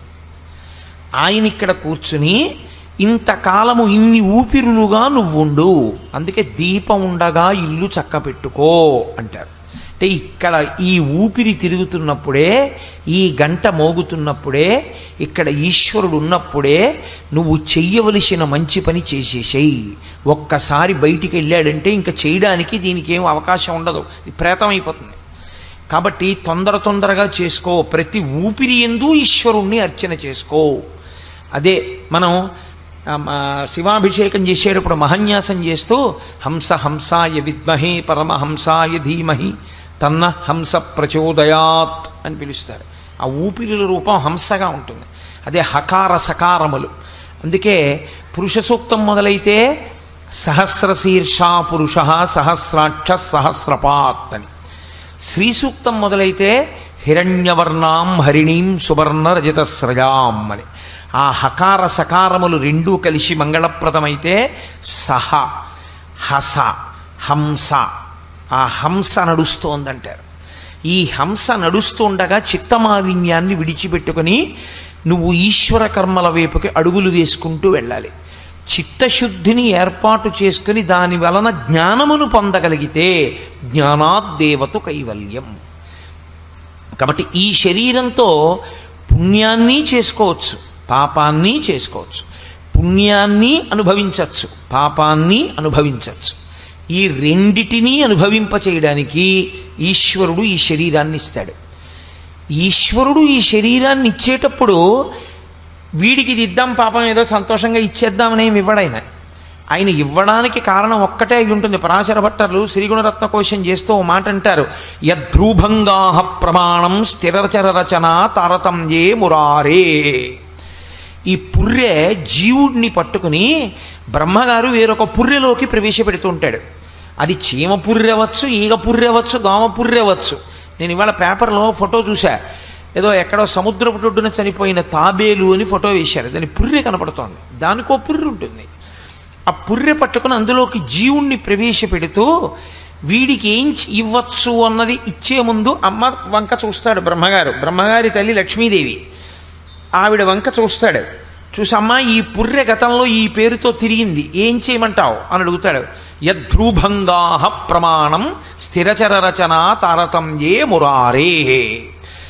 లక్ష్మీదేవి, ఓ ఈ పుర్రె, అబ్బా ఏమి శ్రమించాడు రా శాస్త్రం ప్రకారం, శాస్త్రం కోసం వాడుకున్నాడు శరీరాన్ని అని ఇలా అందనుకోండి, ఉత్తమ శరీరాన్ని ఇస్తారు. అమ్మవారు ఛీ దుర్మార్గుడు అని ఇలా కనుబొమ్మ దింపిందనుకోండి, వెన్నుపాము అడ్డంగా ఉండేటటువంటి ప్రాణి, లేకపోతే అసలు వెన్నుపాము లేకుండా మిలికిలి తిరిగే ప్రాణిగా ఇస్తారు. భయహేతు ఏ పాము లాంటిదన్నో చూస్తే అటువంటి జన్మనిస్తారు. కాబట్టి నీవు చేసిన కర్మ ఏది ఉన్నదో ఆ కర్మయే నీవు శరీరము పొందడానికి హేతువయ్యున్నది. ఇప్పుడు శరీరాన్ని ఈశ్వరుడు ఇస్తున్నాడని ఈశ్వరుడి మీద నెపం పెట్టి కూర్చుంటే నువ్వు శరీరములను పొందుతూనే ఉంటావు. అలాగా పొందుతూనే ఉంటే వచ్చిన నష్టం ఏమిటో తెలుసా అండి? అందుకే మన వాళ్ళు దేవాలయాలన్నీ తీసుకెళ్ళి కొండ మీద పెడతారు. కొండ మీద దేవాలయం పెడితే చాలా గొప్పది. సాధారణంగా దేవాలయం కొండ మీద ఉన్నది అంటే ఒక్కటే గుర్తు, అది స్వయంభూ అని గుర్తు. స్వయంభూ దేవాలయం అయితేనే కొండ మీద ఉంటుంది. స్వయంభూ కాని దేవాలయంతో సమానమైన స్థాయి ప్రతిష్ఠ చేయబడిన దేవాలయానికి ఒక్కనాటికి రాదు శాస్త్రంలో. ప్రతిష్ఠ దేవాలయమే. అందా మానవ ప్రతిష్ఠితం అయితే చాలా తక్కువ. ఋషి ప్రతిష్టము, రాక్షస ప్రతిష్టము, దేవతా ప్రతిష్టము వాటి స్థాయి ఎక్కువ. స్వయంభూ క్షేత్రానికి ఉండే శక్తి అపారం. వేదము ప్రమాణం. నేను ఇక్కడ కూర్చున్నది వేద ప్రమాణం గురించి మాట్లాడడానికి తప్ప నాకు తోచింది మాట్లాడడం నా చేత కాదు, నేను అలా మాట్లాడలేను. కాబట్టి ఈశ్వరుడు స్వయంభూగా అంతటా ఉన్నవాడు అక్కడ బాగా ఉంటాడు, అంటే ప్రకాశిస్తుంటాడు. వేడి అంతటా లేదా? ఉంది. మరి ఇంట్లో గ్యాస్ స్టవ్లో అగ్నిహోత్రం బాగా ఉంది వేడి. అలా ఈశ్వరుడు బాగా పొటమరించి ప్రకాశించిన స్థానానికి స్వయంభూ క్షేత్రం అని పేరు. తనంత తాను ఆవిర్భవించాడు. అది కొండ మీద ఎందుకుంటుందో తెలుసా అండి? ఊర్ధ్వముఖ చలనం చేయవయా, కొండ మీదకి పైకెక్కుతూ ఉండగా నీకు రహస్యం తెలుస్తుంది. ఈ రాళ్ళు ఎలా పడున్నాయో అలా ప్రారంభమైంది నీ జీవితం. ఏ కర్మ చెయ్యడానికి నీకు అధికారము కాని అవకాశము కాని లేకుండా పడిపోయిన ఉపాధి దగ్గర ప్రారంభమై 1,00,000 సంవత్సరములు బతుకుతుందో రాయి, ఏమిటి ఉపయోగం? అలా పడుంటుంది. తనంత తాను ఏ పుణ్యకర్మ చేయలేదు. మరి ఎప్పుడు దానికి శరీరం మారేది? జడం అంటారంటే అందులో చైతన్యం లేకపోవడం ఉండదు. అంతర్బహిష్య తత్సర్వం వ్యాప్య నారాయణ స్థిత, అంతటా ఉంటాడు నారాయణుడు. కానీ ఆ రాయికి దానికి స్పందించగలిగిన శక్తి ఉండదు, అందుకని జడం అంటారు. జడధియా అంటారు శంకరాచార్యులు వారి శివానందలహరిలో. అటువంటి జడమైనటువంటిది ప్రతిస్పందన శక్తి లేని రాయి ఏమీ చెయ్యలేదు. అది ఉద్ధరణ ఎందుకు పొందుతుందంటే ఎవరో ఒక మహాత్ముడటుగా వెళ్ళిపోతూ అమ్మయ్య కాసేపు కూర్చుందాం దాని మీద కూర్చుంటాడు. 1,00,000 సంవత్సరములు అలా పడున్న తర్వాత ఒక మహాత్ముడు కూర్చోడానికి అవకాశం అయింది కాబట్టి అప్పుడు మారుతుంది అది. కానీ ప్రతిక్షణం బుద్ధితో పుణ్యం కానీ పాపం కానీ ఏదైనా సరే చేసుకోవడానికి అవకాశం ఉన్న ఏకైక జన్మ ఇదొక్కటే. మరి నిద్రలో చేయలేం కదండి అని మీరు నన్ను మాట అడగచ్చు. అందుకే శాస్త్రం ఒక మాట చెప్తుంది, నిద్రని సమాధిగా మార్చుకోవచ్చు. నిద్రపోయే ముందు 11 మార్లు శివనామము, దాన్ని మార్చడానికి ఉండదు ఇహ. ఎందుకంటే లయం చేసేవాడు శివుడు ఒక్కడే. స్వల్పకాలిక లయం అంటే నిద్ర, వేరొక నామం చెప్పడానికి వీల్లేదు. నిద్రపోయే ముందు శివనామమును 11 మాటలు, నిద్ర లేచి కన్ను తెరవగానే ఇంకొక నామం చెప్పడాన్ని శాస్త్రం అంగీకరించదు. నాకు కులదైవం ఒకవేళ శివుడు కావచ్చు, నేను శివ అంటూ నిద్ర లేవకూడదు. నేను శ్రీహరి శ్రీహరి శ్రీహరి అని 3 మాటలు, మొదటి మాట నోటి వెంట అదే రావాలి. నిద్ర లేచే ముందు శ్రీహరినామంతో లేవాలి, నిద్రపోయే ముందు శివనామంతో నిద్రపోవాలి. ఈ రెండిటికి మధ్యలో జీవితాన్ని గడపాలి. అప్పుడు నీ ఇష్టం. ఇంకా అప్పుడు నువ్వు ఏది కోరుకుంటావో ఎలా జీవిస్తావో అన్నది నీ బుద్ధిని బట్టి ఉంటుంది. కానీ ఈ 2 సమయముల యందు నామాన్ని ఋషులు నిర్ణయం చేశారు. అలా ఎందుకు చేశారు అన్న దాని గురించి ఇప్పుడు నేను మాట్లాడితే మళ్ళీ అది నామవైభవం వైపుకి వెళ్ళిపోతుంది. అందుకని నేను భగవద్గీతకి కట్టుబడే ప్రయత్నం చేస్తాను. కనుక ఇప్పుడు ఈశ్వరుడు మీకు శరీరాన్ని ఇచ్చి విడిచిపెట్టినప్పుడు 3 మార్గములలో ప్రయాణం చెయ్యవచ్చు. ఈ శరీరంలోంచి ఇంకో శరీరాన్ని మీరు పుచ్చుకోవచ్చు. పుచ్చుకునేటప్పుడు దేవతా శరీరాన్ని పుచ్చుకోవచ్చు. ఈశ్వరుడు ఇస్తాడనకండి, మీరు దేవతా శరీరాన్ని పొందొచ్చు. ఎలా అంటే అన్నీ పుణ్యకర్మలే ఆచరిస్తే చేసిన పాపములను మీరు మళ్ళీ ఈ దేహంతో చేసిన పాపాలని ఈ దేహంతో పోగొట్టుకోవడం. అప్పరని 63 మంది నాయనార్లలో పెద్ద ఆయన ఒక ఆయన ఉండేవారు. ఆయన ఎక్కడికి వెళ్ళినా కాయిక కైంకర్యమే. దేవాలయాన్ని వెళ్ళి చీపురుతో తుడిచేసేవారు, నీళ్లు పట్టుకెళ్ళి దేవాలయం కడిగేసేవారు. ఎప్పుడూ ఈ శరీరంతో సేవ. ఈ శరీరంతో చేసినటువంటి పుణ్యం వల్ల శరీరంతో చేసినటువంటి పాపమును నశింపచేసుకుంటాడు. వాక్కుతో చేసినటువంటి పాపాన్ని వాక్కు యందు దోషం రాకుండా జాగ్రత్త పడతాడు. అందుకే మాట గురించి ఉపనిషత్ అంత జాగ్రత్తగా మాట్లాడుతుంది. సత్యం బ్రూయాత్ ప్రియం బ్రూయాత్ న బ్రూయాత్ సత్యమప్రియం ప్రియంచనానృతం బ్రూయాత్ అన్ని మాటలు చెప్తుంది మాటల గురించి. మాటని తపస్సుగా వాడుకున్నాడు. ఇప్పుడు మాటల చేత చేసినటువంటి దోషాన్ని పోగొట్టుకుంటాడు. మనస్సుతో ఎప్పుడూ పవిత్రమైనటువంటి ఆలోచనలనే చేయడం అలవాటు చేసుకున్నాడు. మనసుతో చేసుకున్న పాపాలని పోగొట్టుకున్నాడు. ఇప్పుడు మనసు చేత, వాక్కు చేత, కాయము చేత పుణ్యకర్మలనే చేసుకుంటూ వెళ్ళాడు. ఈ మూడిటిని పాపము యందు ఉపయోగించలేదు. తనంత జాగ్రత్తగా జీవించాడు, శరీరం విడిచిపెట్టాడు.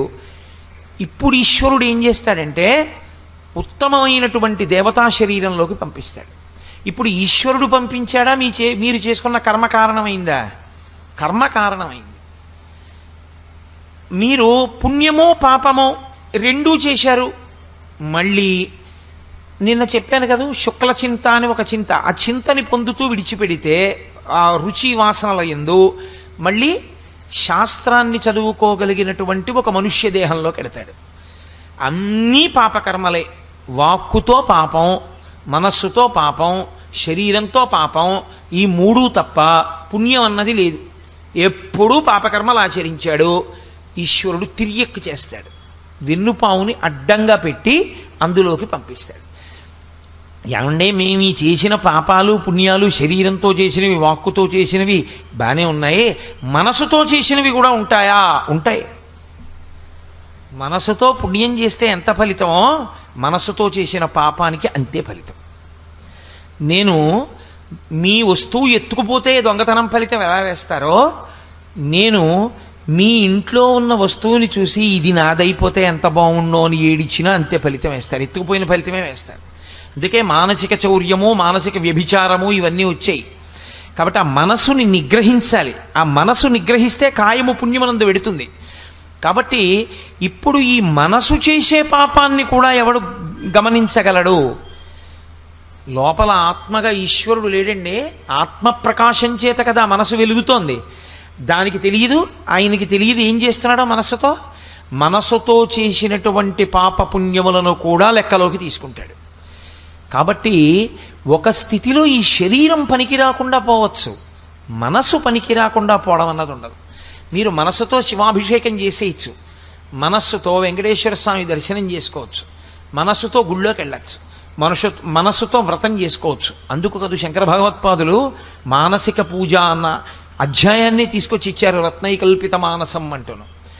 కాబట్టి శరీరమును పొందేటటువంటి వాడు దేహియే. దేహి తన కర్మల చేత పొందుతున్నాడు. నువ్వు ఆ కర్మలను, సత్కర్మలను చెయ్యకుండా నీకు ఇచ్చినటువంటి అవకాశాన్ని పాడు చేసేస్తే ఇక నువ్వు తరించే మార్గాన్ని నువ్వే మూసేసుకున్నట్లు. ఈ తెప్ప కాలిపోతుంది.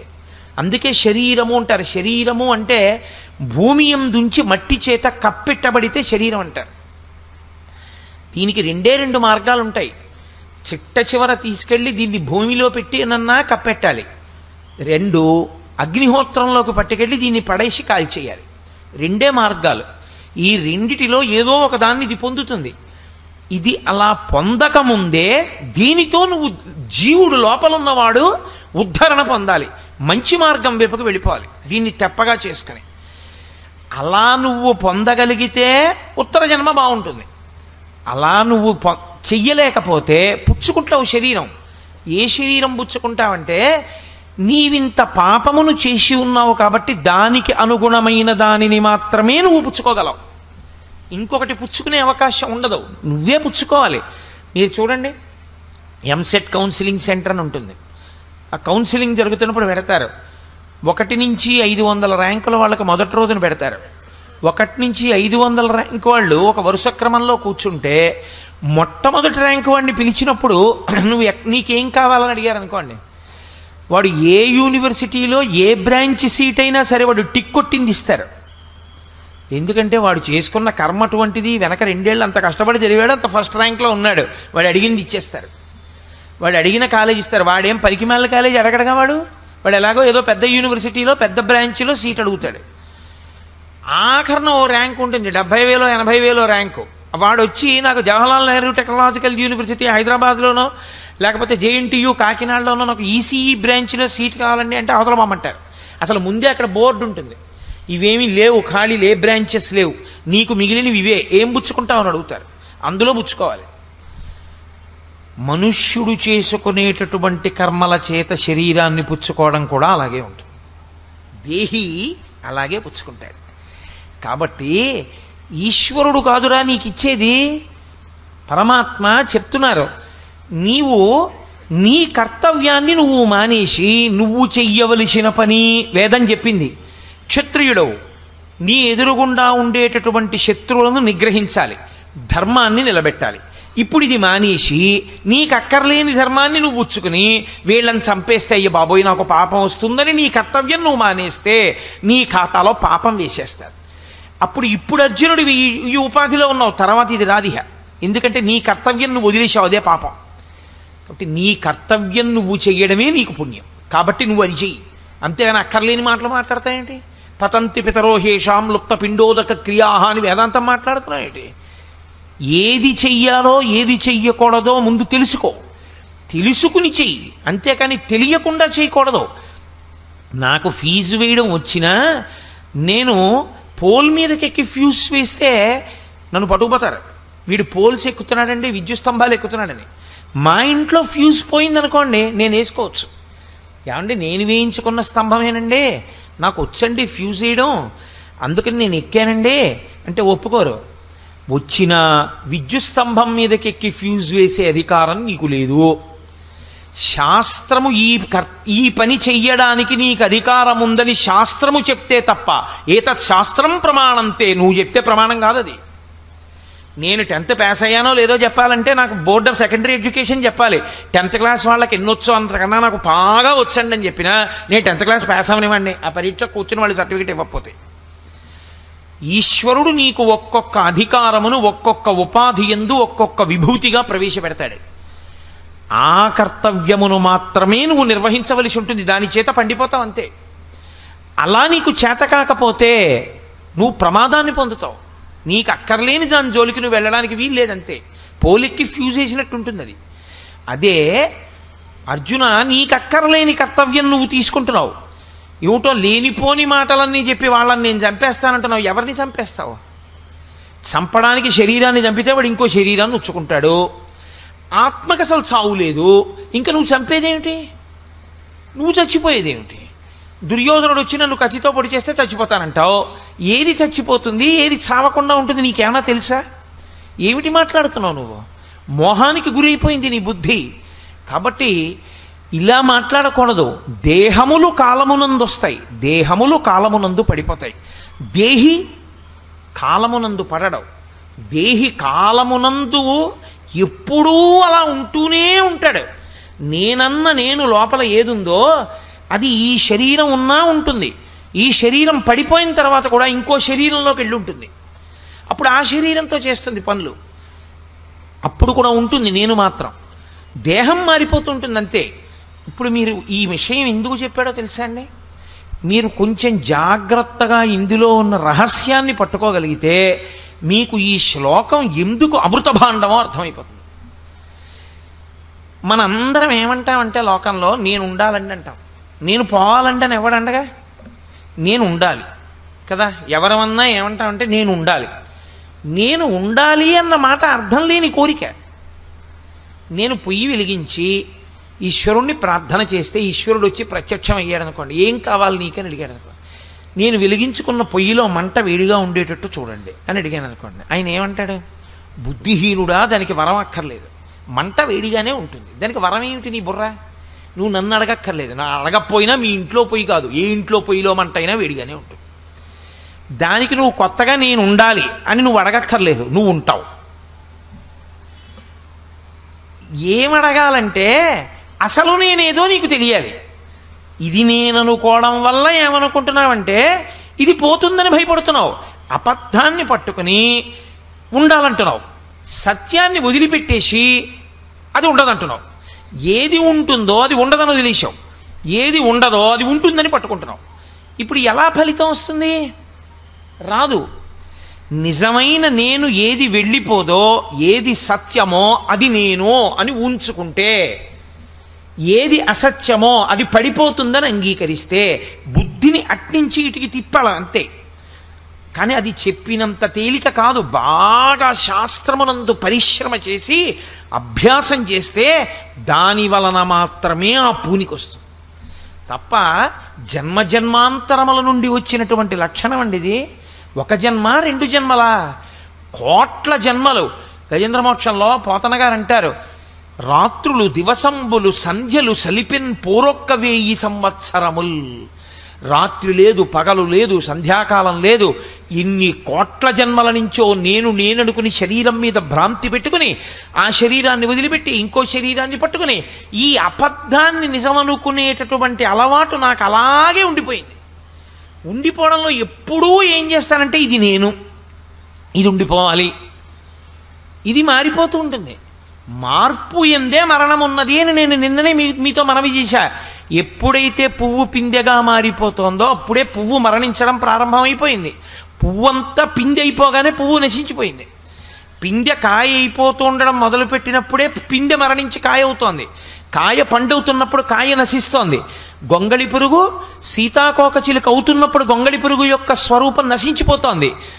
అలా నువ్వు పుట్టినప్పుడే నీ దేహానికి మరణం కూడా ప్రారంభమైపోతోంది, వెళ్ళిపోతోంది కాలంలో. అది దాన్ని పట్టుకుని, అసత్యాన్ని పట్టుకుని నేనుండాలంటే అది ఎక్కడ ఉంటుంది? అది ఉండదు. ఉండని దాని ఎందే ఎన్ని కోట్ల జన్మలెత్తినా దేహాన్ని పట్టుకుని ఉండాలంటావు. అసలు ఉండే దేహిని ఉండేవాడు వాడు అని గుర్తెరగవు. ఎలా ఉండడం జరుగుతుంది శాశ్వతంగా? ఉండడం అంటూ ఉంటుంది, కానీ సత్య వస్తువు ఎరుకలోకి రావట్లేదు. ఈ ఎరుకలోకి రావడం అన్నది ఎప్పుడు జరుగుతుందంటే అదే జ్ఞానావిర్భావము అంటారు. ఇందులో ఉన్న నేను తెలుసుకుంటున్నదేదుందో అది నిజమైన నేను, అది దీన్ని సాక్షిగా చూస్తోంది. ఓ పూర్వం దీని మీద ఇలా రక్తనాళాలు పైకి ఉబికి ఉండేవి కావు, ఇప్పుడు పైకి ఉబుకుతున్నాయి. చెయ్యి ఇలా అంటే పూర్వం ముడత ఉండేది కాదు, ఇప్పుడు ముడత పడుతోంది. పూర్వం ఈ కంటికి కళ్ళజోడు లేదు, ఇప్పుడు ఈ కంటికి కళ్ళజోడు వచ్చింది. పూర్వం మధ్యాహ్నం భోజనం చేసి ఉపన్యాసాలు చెప్పి రాత్రి 11 గంటలకు ఇంటికి వెళ్ళి పలహారం చేసినా శరీరం తట్టుకునేది. ఇప్పుడు అలా తట్టుకోలేదు, ఇది నీరసపడిపోతోంది.